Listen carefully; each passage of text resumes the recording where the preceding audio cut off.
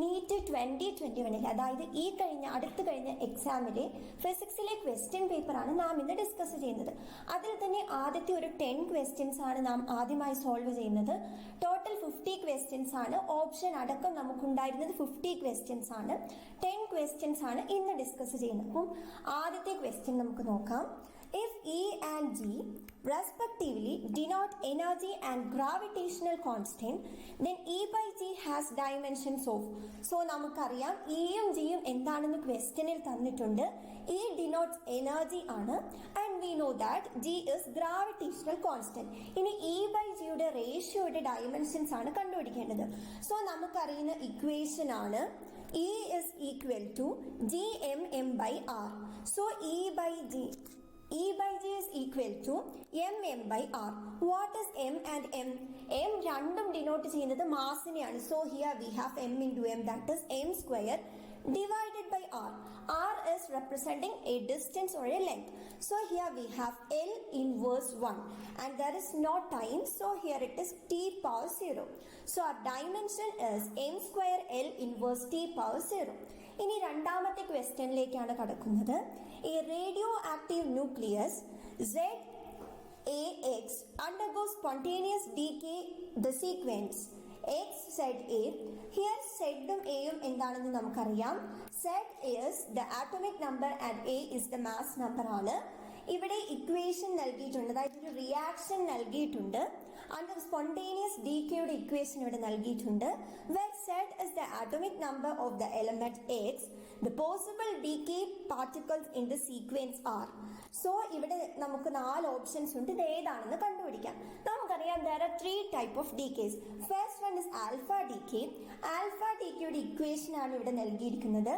Z atomic number ആയ ഒരു എലമെന്റിന് alpha decay സംഭവിച്ചു കഴിഞ്ഞാൽ Z-2, അതായത് ആറ്റോമിക് നമ്പറിൽ 2 ഡിഫറൻസ് ആണ് വരുന്നത്. അതായത് atomic number is reduced by 2. അതുപോലെ തന്നെ ഒരു ഹീലിയം ന്യൂക്ലിയസുമാണ് ഇവിടെ ഫോം ആവുന്നത്. ഇനി coming to the next decay, that is beta decay. Beta decay basically 2 type ആണുള്ളത്, beta plus and beta minus. Beta plus ഡീക്കയിൽ atomic number decreased by 1. So മനസ്സിലാക്കണം, beta plus ഡീക്കയിൽ ആറ്റോമിക് നമ്പർ 1 ആയി decrease ചെയ്യുന്നു. അതുപോലെ തന്നെ there is no change in mass number.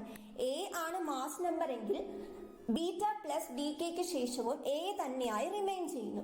So സെഡിന് എന്ത് change വരുന്നു? Z-1 ആയി മാറുന്നു. ഇനി coming to beta negative decay, atomic number increased by 1. Just ഇതിന് ഓപ്പോസിറ്റ് ആണ്. ആറ്റോമിക് നമ്പർ Z ആണുള്ളതെങ്കിൽ അത് Z+1 ആയി മാറുന്നു in beta minus decay. And similarly no change in mass number. ഇനി coming to the third one, gamma decay. When an electron jumps from excited state to ground state, it will emit 1 or more photons and this decay is said to be gamma decay. So നമുക്ക് options ഒന്നുകൂടെ നോക്കാം. ഓപ്ഷൻസിൽ gamma decay ഇല്ല, so അതിന്റെ case നോക്കേണ്ടതില്ല. ഇനി ആദ്യത്തെ കേസിൽ atomic number 1 ആയി decrease ചെയ്തിരിക്കുന്നു. അത് ഏത് കേസിലായിരുന്നു നാം കണ്ടത്? Decreased by 1.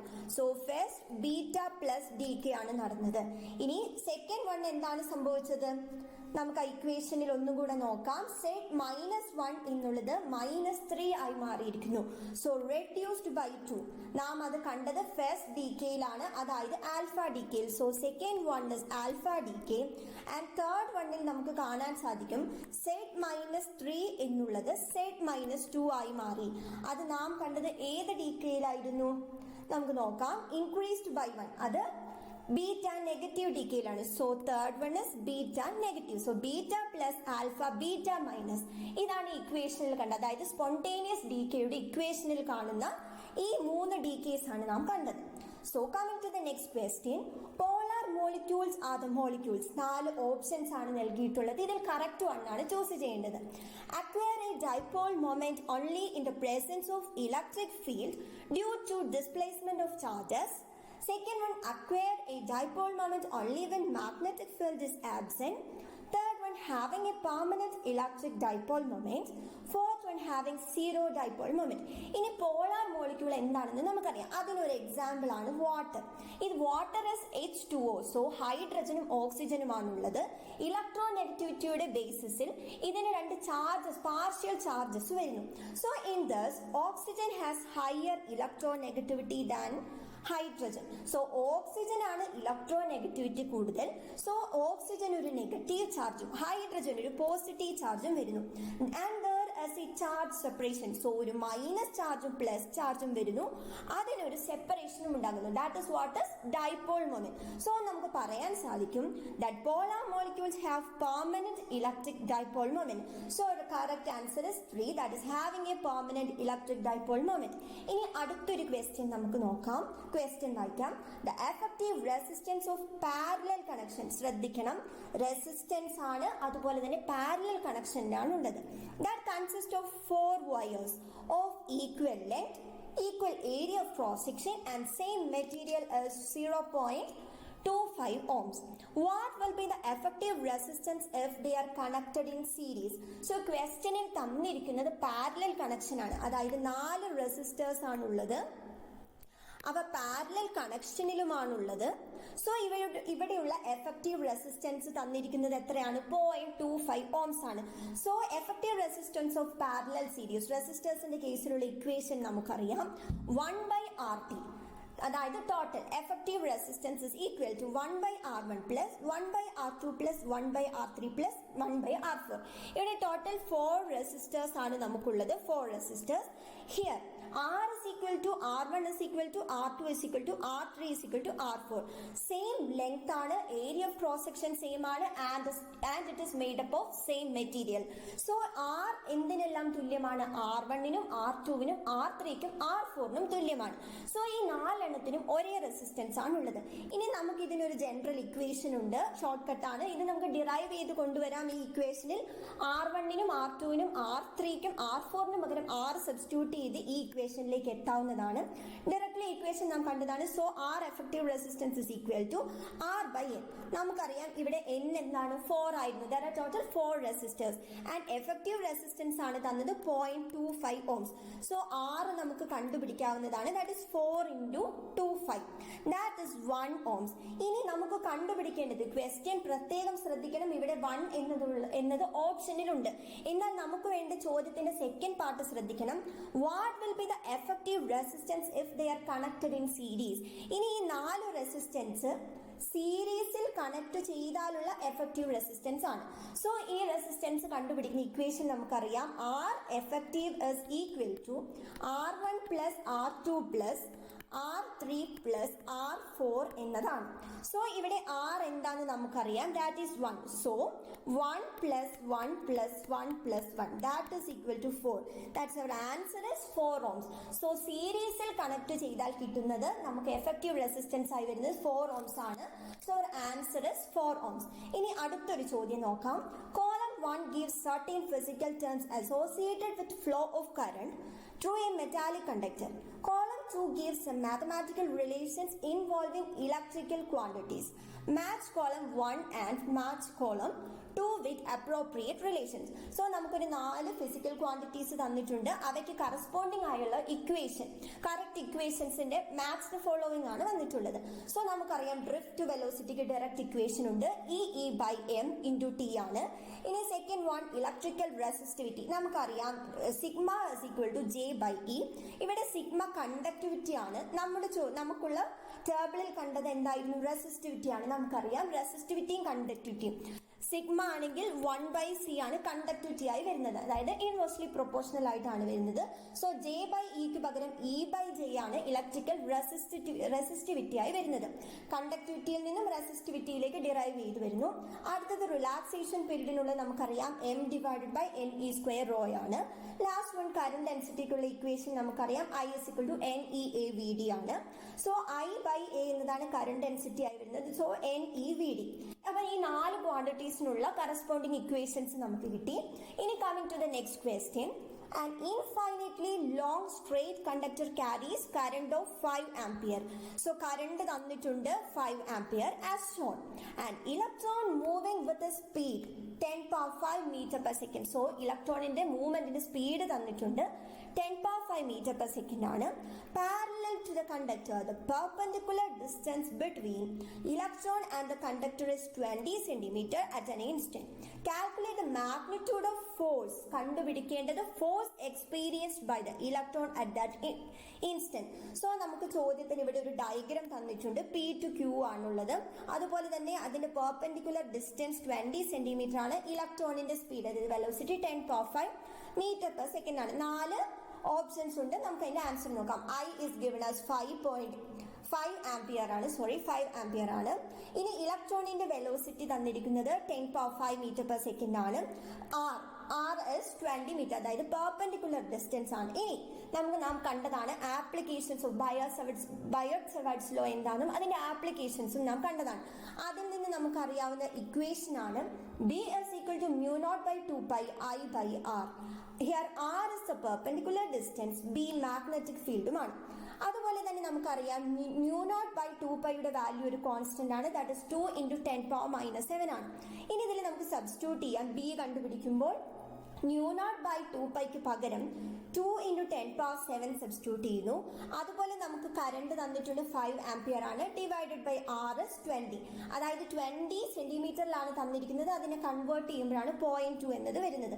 സോ നമുക്ക് മാഗ്നറ്റിക് ഫീൽഡിന് ഒരു ആൻസർ കിട്ടി. ദാറ്റ് ഇസ് ഇത് സബ്സ്റ്റിറ്റ്യൂട്ട് ചെയ്ത് ഇതിന് ആൻസർ കണ്ടുപിടിക്കുമ്പോൾ 5 into 10 power minus 6 ടെസ്ലയാണ് കിട്ടിയത്.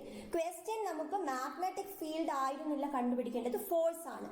സോ നമുക്ക് ഫോഴ്സിനുള്ള ഇക്വേഷൻ അറിയാം. F is equal to QVB. So ഈ Q എന്നത് ഇവിടെ ഇലക്ട്രോൺ ആണ്. സോ ഇലക്ട്രോണിന്റെ ചാർജ് എന്താണെന്ന് നമുക്കറിയാം. That is 1.6 into 10 power minus 19. Substitute ചെയ്യുന്നു. V വെലോസിറ്റി, ഇലക്ട്രോണിന്റെ വെലോസിറ്റി ക്വസ്റ്റ്യനിൽ ഓൾറെഡി തന്നിട്ടുണ്ട്. ദാറ്റ് ഇസ് 10 power 5 ആണ്. അതുപോലെ തന്നെ ഈ ഇക്വേഷൻ ഉപയോഗിച്ച് V നാം കണ്ടുപിടിച്ചതാണ് 5 into 10 power minus 6. സോ ഇത് നാം കാൽക്കുലേറ്റ് ചെയ്യുമ്പോൾ കിട്ടുന്നത് 8 into 10 power minus 20 ആണ്. സോ ഫോഴ്സിനുള്ള ആൻസർ നമുക്കിവിടെ കിട്ടിയിട്ടുണ്ട്. ഇനി 7th ക്വസ്റ്റ്യൻ ആണ് നോക്കുന്നത്. The escape velocity from earth surface is V. So earth സർഫേസിൽ നിന്ന് എസ്കേപ്പ് ആവാൻ വേണ്ട വെലോസിറ്റി V ആയിട്ടാണ് ഡിനോട്ട് ചെയ്തിരിക്കുന്നത്. The escape velocity from surface of another planet, മറ്റൊരു പ്ലാനറ്റ്, അതിന്റെ റേഡിയസ് A ആണ്. 4 times that of Earth and same mass density. So ഇവയ്ക്ക് രണ്ടിനും സെയിം മാസ് ഡെൻസിറ്റി ആണ്. റേഡിയസ് ഇസ് 4 times ആണ്. അതായത് എർത്തിന്റെ റേഡിയസിനെ കമ്പയർ ചെയ്യുമ്പോൾ 4 തവണ അധികമാണ് മറ്റൊരു പ്ലാനറ്റിന്റെ റേഡിയസ്. ഇനി അതിന്റെ എസ്കേപ്പ് വെലോസിറ്റി എർത്തിൻ്റെതിനെ കമ്പയർ ചെയ്യുമ്പോൾ എത്ര ടൈംസ് ആണെന്ന് അതാണ് കണ്ടുപിടിക്കേണ്ടത്. സോ എസ്കേപ്പ് വെലോസിറ്റിക്കുള്ള ഇക്വേഷൻ നാം പഠിച്ചതാണ്. V is equal to √2gm by R. ഇനി നമുക്ക് മാസ് ഡെൻസിറ്റിയുടെ കാര്യം പറഞ്ഞതിനാൽ മാസ് ഇതിൽ സബ്സ്റ്റിറ്റ്യൂട്ട് ചെയ്യേണ്ടതുണ്ട്. That is 4/3 pi r cube rho ആണ് m ആയി വരുന്നത്. സോ നമ്മൾ എമ്മിന് പകരം ഇത് സബ്സ്റ്റിറ്റ്യൂട്ട് ചെയ്യുന്നു. നമുക്ക് കിട്ടിയിരിക്കുന്നു V is equal to √2g 4/3 pi r cube rho by R. So നമുക്ക് ആറും കട്ടായി പോകും. ബാക്കിയുള്ളത് R² ആണ്. ഇതിൽ നിന്ന് നമുക്ക് R² എന്നത് R റൂട്ടിൽ നിന്ന് പുറത്തെടുത്ത് എഴുതുമ്പോൾ V is equal to R into ബാക്കി റൂട്ടിനുള്ളിലുള്ള 2g 4/3 പൈ റോ എന്നത് വരും.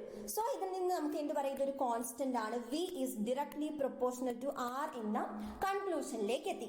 So V is directly proportional to the radius. ഇനി എർത്തിന്റെ കേസിൽ escape velocity R into √2g 4/3 pi rho എന്നതാണ്. ഇനി അതർ പ്ലാനറ്റിന്റെ radius R is equal to 4a, 4 times ആണ് എർത്തിനെ കമ്പയർ ചെയ്യുമ്പോൾ. സോ ഈ റേഡിയസിന് പകരം 4a എന്ന് സബ്സ്റ്റിറ്റ്യൂട്ട് ചെയ്യുന്നു. സോ നമുക്കറിയാം ഇതെന്താണ്, നേരത്തെ കണ്ടത് തന്നെയാണ്, എർത്തിന്റെ എസ്കേപ്പ് വെലോസിറ്റി ആണ്. So V is equal to 4VE എന്നതാണ് വരുന്നത്, അതായത് 4 times ആണ് വരുന്നത്. ഓപ്ഷനിൽ അതുണ്ട് 4V എന്നത്, അതായത് തേർഡ് ഓപ്ഷൻ ആയിട്ടാണ് നമുക്ക് വരുന്നത്. ഇനി അടുത്തൊരു ക്വസ്റ്റ്യൻ നോക്കാം. ഈ body is executing SHM, simple harmonic motion, with frequency n. The frequency of its potential energy is ആണ് കണ്ടുപിടിക്കേണ്ടത്. ആദ്യം ഫ്രീക്വൻസി എന്താണെന്ന് അറിയണം. Frequency is the number of occurrence of a repeating time. ഇനി നമുക്കറിയാം എക്സും ടൈം, അതായത് ഡിസ്പ്ലേസ്മെന്റും ടൈമിനുമുള്ള ഗ്രാഫ് വരച്ചാൽ t ടൈമിൽ ഉണ്ടാവുന്ന ഗ്രാഫാണിത്, സിമ്പിൾ ഹാർമോണിക് മോഷന്റെ. ഇനി പൊട്ടൻഷ്യൽ എനർജിയുടെ ഗ്രാഫ് ഇങ്ങനെയാണ് വരുന്നത്. So frequency is the number of occurrence repeating. So ഇത് n ആണെങ്കിൽ ഇവിടെ വരുന്നത് ഇത് റിപ്പീറ്റ് ചെയ്യണമെങ്കിൽ അടുത്തൊരു ടൈം പീരീഡ് വരണം, അടുത്ത സൈക്കിൾ വരണം. എന്നാൽ ഇവിടെ 2n എന്നതാണ് വരുന്നത്. So frequency of its potential energy is 2n. ഇനി അടുത്തൊരു ക്വസ്റ്റ്യൻ നമുക്ക് നോക്കാം. In A potentiometer circuit A cell of EMF 1.5 volts തന്നിട്ടുണ്ട്. Gives balance point at 36 centimetre ആണ്. സോ ബാലൻസിംഗ് ലെങ്ത് തന്നിരിക്കുന്നത് 36 സെന്റിമീറ്റർ ആണ്. Length of wire if another cell മറ്റൊരു cell connect ചെയ്താൽ EMF is 2.5 volt replaces the first cell, then at what length of the wire the balance point occurs. So ഇവിടെ 4 option ഉണ്ട്. നമുക്ക് അറിയാവുന്ന ഒരു equation ആണ് E1 by E2 is equal to L1 by L2. അതായത് EMFന്റെ ratio is equal to balancing ലെങ്ത്തിന്റെ ratio. വളരെ സിമ്പിൾ ആയിട്ടുള്ള ഒരു പ്രോബ്ലം ആണിത്. ജസ്റ്റ് സബ്സ്റ്റിറ്റ്യൂട്ട് ചെയ്യാൻ മാത്രമേ ഉള്ളൂ. നമുക്കറിയാം ഈ EMF ആണ്, L ബാലൻസിംഗ് ലെങ്ത് ആണ്. സോ L2 ആണ് കണ്ടുപിടിക്കേണ്ടത്. L2 കണ്ടുപിടിക്കാൻ L2 is equal to L1 into E2 by E1 എന്നതാണ് വരുന്നത്. സോ ഡയറക്ട്ലി സബ്സ്റ്റിറ്റ്യൂട്ട് ചെയ്യുന്നു. നമുക്കറിയാം 36 ആയിരുന്നു ലെങ്ത് L1 ആയിട്ട് വന്നത്, ഇൻറ്റു 2.5 ഡിവൈഡ് ബൈ 1.5. അത് കാൽക്കുലേറ്റ് ചെയ്യുമ്പോൾ കിട്ടുന്നത് 60 ആണ്. സോ ഓപ്ഷനിലുണ്ട് ഫോർത്ത് വൺ ആയിട്ടാണ് വരുന്നത്. 60 സെന്റിമീറ്റർ ആണ് EMF, അതായത് 2.5ലേക്ക് വരുമ്പോൾ അതിന്റെ ബാലൻസിംഗ് പോയിന്റ്, അതായത് ബാലൻസിംഗ് ലെങ്ത് ആയി വരുന്നത്. ഇനി ലാസ്റ്റ് ക്വസ്റ്റ്യൻ ആണ് നോക്കുന്നത്. A convex lens A of focal length 20 centimeter and a concave lens B of focal length 5 centimeter are kept along same axis. So ഒരു കോൺവെക്സ് ലെൻസും കോൺകേവ് ലെൻസും സെയിം ആക്സിസ്, അതായത് along a same axis with a distance d. ഇത് തമ്മിലുള്ള distance d ആണ്. between them in a parallel beam of light. So ഇതിൽ enter ചെയ്യുന്നത്, fall ചെയ്യുന്നത്, അതായത് ഇത് A ആണ്, ഇത് B ആണ്. സോ എയിൽ ഫോൾ ചെയ്യുന്നത് പാരലൽ ബീം ഓഫ് ലൈറ്റ് ആണ്. falling on A leaves as B as a parallel beam. So B യിൽ നിന്ന് പുറത്തു പോകുന്നതും പാരലൽ ബീംസ് ആയിട്ടാണ്. Then find the distance D. നമുക്കറിയാം രണ്ടെണ്ണത്തിന് ഫോക്കൽ ലെങ്ത് തന്നിട്ടുണ്ട്. എയുടെയും ബിയുടെയും ഫോക്കൽ ലെങ്ത് തന്നിട്ടുണ്ട്. ഇനി കണ്ടുപിടിക്കേണ്ടത് എയും ബിയും, അതായത് സെയിം ആക്സിസിലുള്ള എയും ബിയുടെയും ഇടയ്ക്കുള്ള ഡിസ്റ്റൻസ് D ആണ് കണ്ടുപിടിക്കേണ്ടത്. സോ നമുക്കറിയാം പാരലലി വരുന്ന ഒരു കോൺവെക്സ് ലെൻസിൽ പാരലൽ ബീം ഓഫ് ലൈറ്റ് വീണു കഴിഞ്ഞാൽ എന്ത് സംഭവിക്കും? അതൊരു പോയിന്റിൽ കൺവേർജ് ചെയ്യുകയാണ് ചെയ്യുന്നത്. ഒരു പോയിന്റിൽ കൺവേർജ് ചെയ്യുന്നു. ഇങ്ങനെ ഒരു പോയിന്റിൽ കൺവേർജ് ചെയ്തെങ്കിൽ മാത്രമേ എന്ത് സംഭവിക്കുള്ളൂ? കോൺകേവ് ലെൻസിൽ നിന്നും പാരലൽ ബീം ഓഫ് ലൈറ്റ് പുറത്തു വരുള്ളൂ. സോ നമുക്കറിയാം ഫോക്കൽ ലെങ്ത്, അതായത് ഫോക്കൽ പോയിന്റിലാണ് ഇത് ഫോൾ ചെയ്യുന്നത്, കൺവേർജ് ചെയ്യുന്നത്. സോ ബിയുടേത് എത്രയാണ് തന്നിരിക്കുന്നത്? 5 സെന്റിമീറ്റേഴ്സ് ആണ്. എയുടെ ഫോക്കൽ ലെങ്ത് ഇവിടെ നിന്നും ഇവിടെ വരെയാണ്. അത് തന്നിരിക്കുന്നത് എത്രയാണ്? 20 സെന്റിമീറ്റർ ആണ്. സോ ഈ ഡി ഡിസ്റ്റൻസ് കണ്ടുപിടിക്കാൻ just 20 minus 5 ചെയ്താൽ മതി. That is 15 centimetres. സോ അത് നമ്മുടെ ഓപ്ഷനിലുണ്ട്. ഫസ്റ്റ് വൺ ആയിട്ടാണ് വരുന്നത് 15 സെന്റിമീറ്റർ. ഇനി മറ്റൊരു സെറ്റ് ഓഫ് ക്വസ്റ്റ്യൻസ് നമുക്ക് അടുത്ത സെഷനിൽ നോക്കാവുന്നതാണ്. ഇപ്രാവശ്യത്തെ നീറ്റ് കഴിഞ്ഞ തവണയൊക്കെ വെച്ച് നോക്കുമ്പോൾ ഫിസിക്സ് അത്യാവശ്യം ഡയറക്റ്റ് ഇക്വേഷനിൽ സബ്സ്റ്റിറ്റ്യൂട്ട് ചെയ്യുന്ന രീതിയിലുള്ളതാണ് വന്നത്. ഈ കണ്ട ക്വസ്റ്റ്യൻസ് എല്ലാം സിമ്പിൾ ആയിരുന്നു. ഇനി നമുക്ക് മറ്റു ക്വസ്റ്റ്യൻസും ഇതുപോലെ തന്നെ ഡിസ്കസ് ചെയ്യാവുന്നതാണ്.